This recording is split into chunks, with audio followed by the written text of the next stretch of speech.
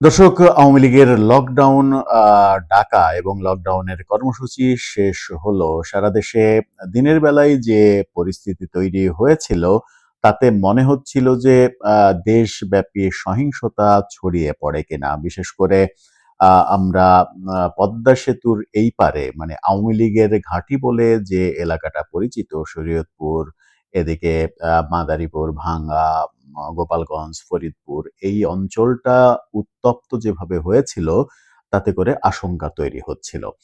রাজধানী শহর পুরো ফাঁকা হয়ে গিয়েছিল। কিন্তু আওয়ামী লীগ রাজধানীতে তেমন কোনো কর্মসূচি তারা পালন করেছে কিংবা তাদের পালন করতে হয়েছে এমনটা দেখা যায়নি। আগের ২ দিনে গণমাধ্যমের বিভিন্ন রিপোর্টে আমরা জেনেছি যে ১৩টি বাসে আগুন দেয়া হয়েছে। বিভিন্ন সূত্র বলছে, গণমাধ্যমে হয়তো সঠিকভাবে তথ্য আসেনি। বিভিন্ন সূত্র বলছে যে আজকে লকডাউনের দিনেই ভাঙা মোড়েই ২ টি বাসে আগুন দেয়া হয়েছিল।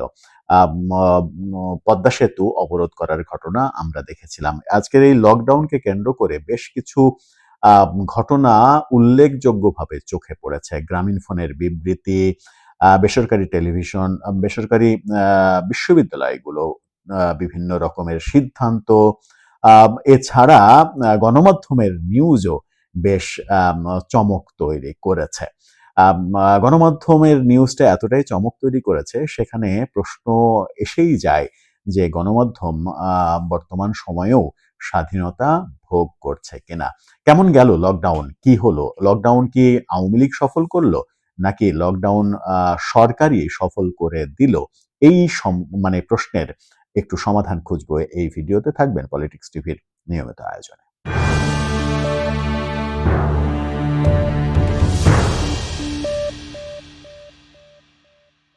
দর্শক, বলছিলাম কেমন হলো আওয়ামী লীগের লকডাউন? কেমন হলো আওয়ামী লীগের লকডাউন? এই ব্যাপারটা যখন আমরা বিশ্লেষণ করতে যাব, তখন মনে হতেই পারে, ঢাকা শহরের চেহারা দেখে মনে হতেই পারে যে আম ঢাকা শহর রীতিমতো আ মানে কি বলবো যে আতঙ্কের নগরীতে পরিণত হয়েছিল। যদিও লকডাউনের দিনে তেমন কোনো আমরা ম্যাসাকার অবস্থা দেখিনি। কিন্তু রাজধানীবাসীর মনে একটা আতঙ্ক তৈরি হয়েছিল। সেই আতঙ্কের ব্যাপারগুলো আমরা প্রতিফলিত হতে দেখেছি। সেই ব্যাপারের যদি কিছু চিত্র আমরা দেখি, প্রথমেই দৈনিক যুগান্তরের কিছু স্টিল ছবি, ৩-৪ টা স্টিল ছবি, সেটা যদি আপনারা একটু দেখে নেন, তাহলে বুঝতে পারবেন যে আ ঢাকা শহরের চিত্রটা কেমন ছিল। এটা যখন যুগান্তরের ব্যাপারটা যখন আমরা এভাবে দেখছি যে যুগান্তরের স্টিল ছবি প্রমাণ করছে যে ঢাকা শহর পুরোটাই ফাঁকা ছিল।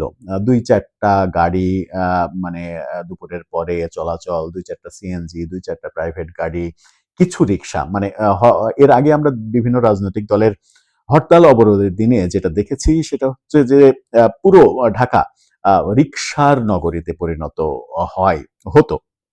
কিন্তু আজকে সেই রিক্সা চলাচল ঢাকা শহরে যখন ব্যাটারি চালিত রিক্সা একেবারে উৎপাত হয়ে দাঁড়িয়েছে, সেই ব্যাটারি চালিত রিক্সার চলাচলও আমরা খুবই সীমিত দেখেছি।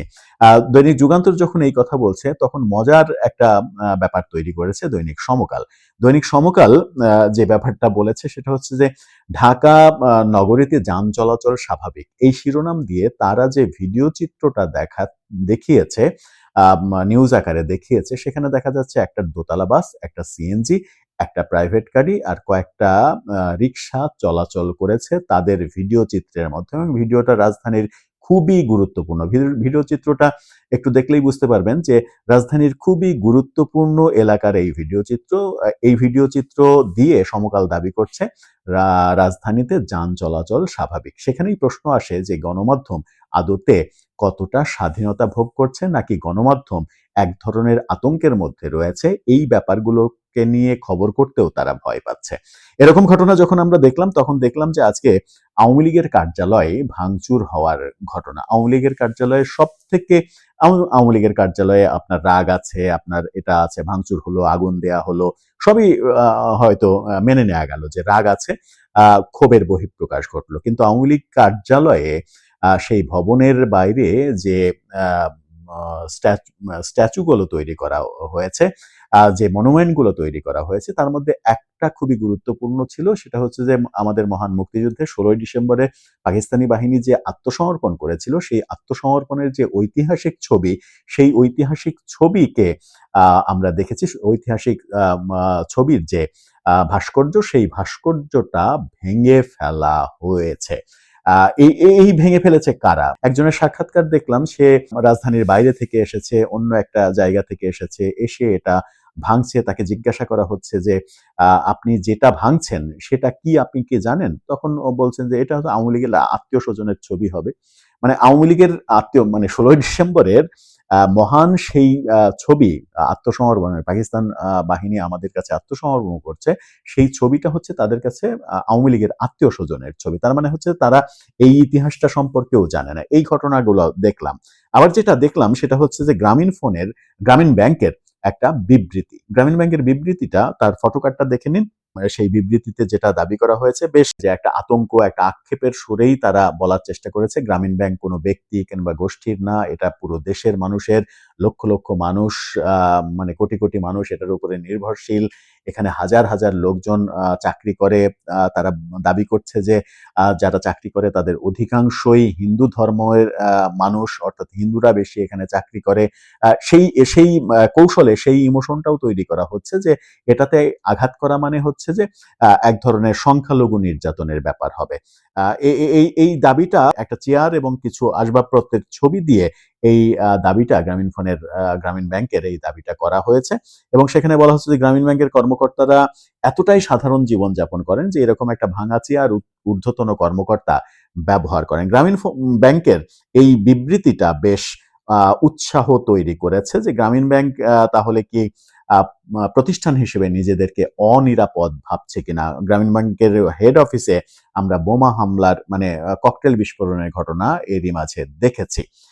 এদিকে প্রাইভেট ইউনিভার্সিটিগুলোর বেশ কয়েকটা ছবি আপনারা দেখে নিন। প্রাইভেট ইউনিভার্সিটি গুলো বিভিন্নভাবে আদেশ জারি করেছে। দেখলাম যে তাদের কোনো গাড়ি চলবে না এবং ছাত্রছাত্রীদের মানে হোমে থেকে অনলাইনে ক্লাস করবে, এরকম বিভিন্ন আদেশ আমরা দেখেছি। সেই আদেশগুলো বড় বড় ইউনিভার্সিটি, আমেরিকান ইন্টারন্যাশনাল ইউনিভার্সিটি, ছবিগুলো দেখে নিন। Shanta Mariam University, East West University, Asian University, Uttara University, North South University, আরো কিছু ইউনিভার্সিটি অফ এশিয়া প্যাসিফিক, এই বেশ কয়েকটি ছবি, ইস্টার্ন ইউনিভার্সিটি, প্রেসিডেন্সি ইউনিভার্সিটি, বিভিন্ন ইউনিভার্সিটির মানে আদেশ নামা আমরা দেখলাম যে তারা কোনো গাড়ি চালাবে না। এবং ঢাকা কলেজেরও এরকম একটা আদেশ আমরা দেখেছিলাম যে তারা কোনো গাড়ি চালাবে, এবং তারা কোনো গাড়ি চালায়ওনি। তাদের মানে ক্লাসে এসে ক্লাস করার ব্যাপারে নিরুৎসাহিত করা হয়েছে এবং হোমে থেকে ছাত্রছাত্রীদের ক্লাস করার ব্যাপার তারা বলেছে।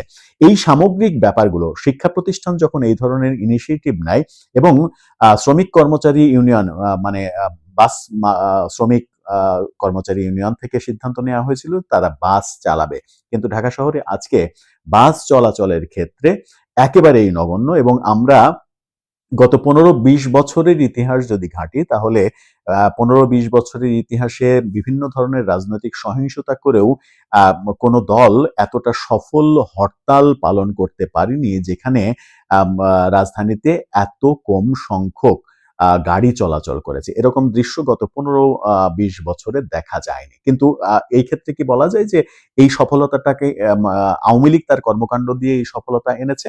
আমার মনে হয় বলার অবকাশ নেই। আমার মনে হয়েছে যে এই সফলতাটা সরকার যে আতঙ্কটা তৈরি করেছিল এটাকে কেন্দ্র করে, সেই আতঙ্কের পরিপ্রেক্ষিতে রাজধানীবাসী আসলে আতঙ্কিত হয়েছিল যে না জানি নিজের জীবন অনিরাপদ হয়ে যায় কিনা। সেই ক্ষেত্রে কি বলা যায় যে মানে ইতিহাসের মানে অন্যতম সফল ব্লকেড কিংবা হরতাল কিংবা শাটডাউন এই যে পালন করা হলো, সেখানে আওয়ামী লীগ নিজেদেরকে সফল বলে দাবি করার স্কোপ পেল, এটা কি সরকার নিজের অজান্তেই করে দিল, নাকি সত্যিই আওয়ামী লীগ সফল হলো, সেটা বলার কি কোনো অবকাশ রয়েছে? দর্শক, আপনার কি মনে হয় কোনটা আদতে ঠিক?